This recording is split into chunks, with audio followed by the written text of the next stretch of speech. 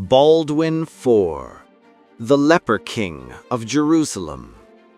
A king must not be flesh, he must be will. Introduction. The 12th century. Jerusalem, the heart of the world, where 3 religions and 3 civilizations meet.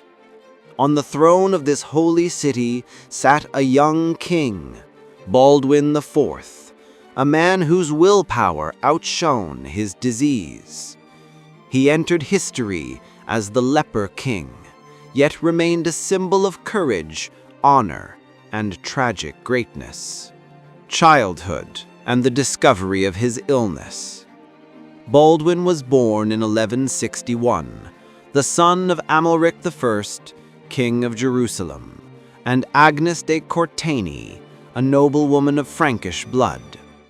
From childhood, he showed a sharp mind and a brave spirit, enjoying war games and horseback riding. But one day his tutor, the chronicler William of Tyre, noticed something strange. While other boys cried when pinched or hit, Baldwin felt nothing. That was the first sign of a terrible truth: leprosy, a disease that slowly destroys the body but spares the mind.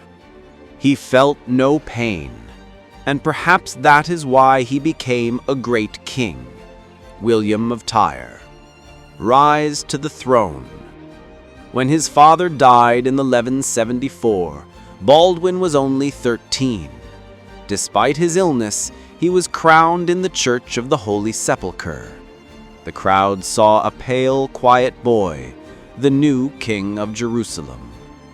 At first, regents ruled in his name, but Baldwin soon proved he could govern on his own. He refused to let the nobles tear the kingdom apart, and made decisions himself even when he could barely hold a sword. The Battle of Montgoussard, 1177. In 1177 came the great test. The powerful Sultan Saladin, ruler of Egypt and Syria, invaded Palestine with a massive army. Baldwin was 16, sick, weak, but unbroken. He gathered a small force, barely 500 knights and a few thousand infantry, and struck Saladin's army near Montgoussard, close to Ramla. The battle was short but decisive. The Muslim army was routed, and Saladin barely escaped. I saw the king bearing the cross on his lance, young and deathly pale, yet that day he was as the archangel Michael. Chronicler Ernul. It became one of the greatest victories of Baldwin's reign. Wisdom and rule. Baldwin knew his illness would not allow him a long life. He sought to strengthen the realm from within, to keep peace between Franks, Templars, and Hospitallers. He appointed regents, chose heirs carefully, and built alliances to preserve the fragile balance around Jerusalem. If I cannot be healthy, let my kingdom be healthy. He ruled not by the sword, but by intellect. Even his enemies respected him. Saladin once called him the wisest of the Christian kings. The final years. By 1183, the disease had advanced.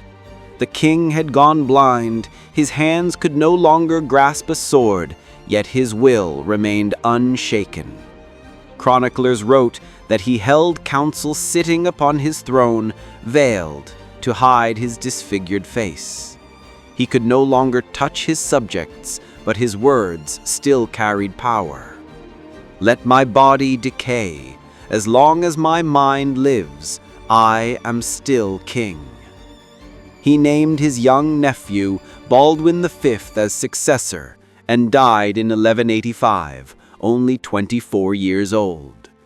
He was buried in the Church of the Holy Sepulchre, where his destiny had begun. Legacy and tragedy. After his death, chaos followed. Internal feuds and weak rulers tore the kingdom apart, opening the road for Saladin. 2 years later, in 1187, Jerusalem fell. He was a leper, but not accursed. His spirit was purer than the bodies of those who called themselves whole.